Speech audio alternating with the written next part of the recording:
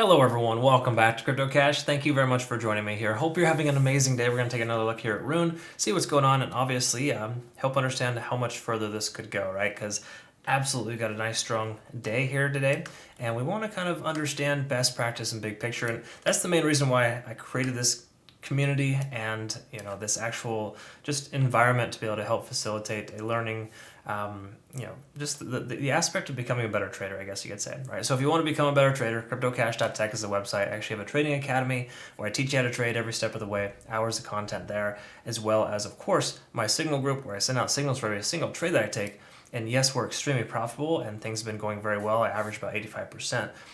The bottom line is that you can learn how to structure your trades more effectively because most people just jump into a trade whenever they feel like it and they don't have a structure. You need to have a structure with a trailing stop loss, multiple profit targets, and you can just one-click follow your way into that if you want. Something to reference and consider. Take a look at that. Link in the description below, CryptoCache.tech. So here at Rune, what we want to do is look at a few key factors. So we're looking at the moving averages for now, right? This is a 50 on the lower side and the 200 on the upper. They're both below the price action. Not a lot of coins right now can say that. Most coins have the 200-day SMA above the price action versus below. So that's really cool. That basically allows us to understand that this is a nice potential support level there. So $7.62, based on the key level Fibonacci retracement, is likely going to be the lowest point in which we should see the price if it were to retrace. Keep that in mind. All right, so very good stuff there in that sense. We are also over 70, but this is cool. We got to bounce off of 70 on the RSI. I'd love to see this. Basically, it just implies that's a nice key support level as well. So we can anticipate the price also likely having a potential support at $8.22. Or actually, no, 8.25 is a number. So 8.25 is a nice little support level there for us, as well as secondary at 7.62. So, Rune has a great potential to continue higher until we lose a support on the RSI and or 8.25. Then we're going to be looking in pretty darn good shape. Now, there's a good chance, even better chance too, keep this in mind, because this was a previous high. Right here at $8.90 is now an effective support level. Well, almost effective support level. What I mean by that is the one-day candlestick hasn't closed yet. So until it does, we can't consider that a support. It's currently a resistance. As you can see here, we've had some difficulty getting past that price point. But now that the price is broken above, the likelihood of it coming down and bouncing off that previous resistance, acting as a new support, is very high. So what we'll probably see in the next few days is the price come down, retrace, and bounce. That's the more likelihood. But what's great, we got a secondary support and a tertiary support. So we got really good amount of benefit to the downside. Heaven forbid the price were to come down, you dollar cost average into one of those three targets, you'll be just fine. That's essentially how you want to approach Rune at this point. So definitely good stuff here in that sense. Let's go ahead and take a look at the 4-hour. We're back up over the 50-day SMA, almost kind of potentially bounced off that when you think about it, and only spent about 20 hours below that. And once again, some you got to understand too, like simple moving averages are not like definitive lines in the sand. The price will waver above and below it. It's the general concept of the price being above or below that gives you that confidence knowing you're on the right side of the tracks. Okay, so when you first have a break below or above, for example, this is not really something you want to consider as like this is the end all be all. I'm going to base my entire trade off of this. You just add it to your repertoire or whatever, your bag of knowledge, and extract as much as you can on every TA. That's why when I go from top to bottom one day to all the way down to 1 hour, I'm just pulling information from each time frame and kind of building a case on whether it's good to invest or not to invest, or when I should wait, whatever the case is. You generally want to approach it that way and extract as much as you can from each time frame. But try not to use too many indicators either. I prefer just some very simple, basic, more primitive trading indicators because those are what the big, larger industries are using. They're not using all these crazy new toys that people have. And there's nothing wrong with that. I'm just saying that it's different in that sense. And I think more of a basic approach to trading is probably the most effective. Less is more, if you will. Anyways, that's where the moving averages are at. We're in good shape there. RSI is coming closer to 70 right now, which isn't terrible, but just keep in mind, anytime the price comes up over 70 on the RSI, at least on the 4-hour, not necessarily the 1 day, but the 4-hour, it can commonly work as a resistance, or just more importantly, it pulls down faster, if you will.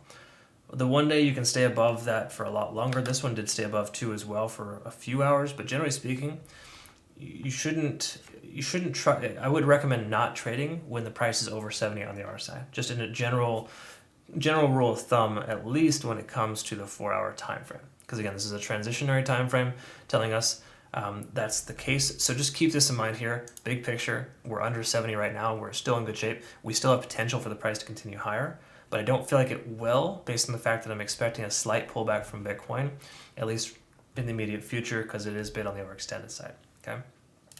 4 hour though gives us a significant MACD convergence. So generally speaking, that's a green light to go ahead and take a long position.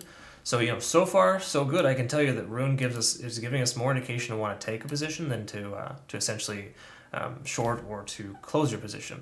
But the thing you got to understand is this is a lot of movement in a short amount of time, and we're already up to an 8. So when we're at an 8 on TD sequential, it's basically just taking the 4th previous candlestick and counting up to a 9. When you hit a 9, you hit that reset at that point in which the price will go sideways or retrace from there.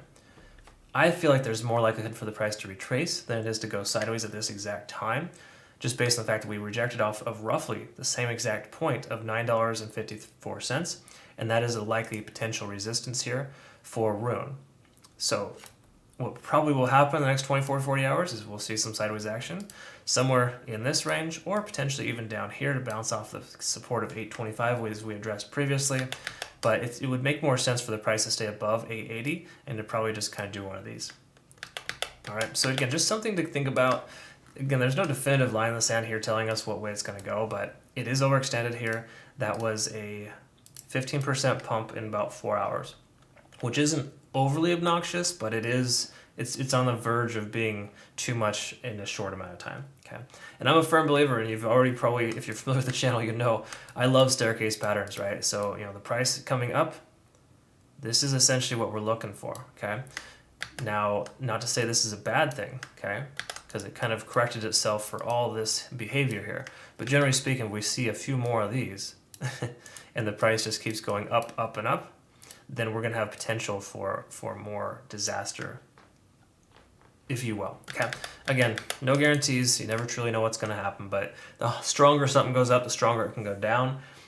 So if it slowly progresses upwards, it's a sleeper. It's kind of, you don't see it happening. It's like that race car that you see that isn't a race car, but it'll just beat you off the line, like a Tesla, for example, because it's quick and fast.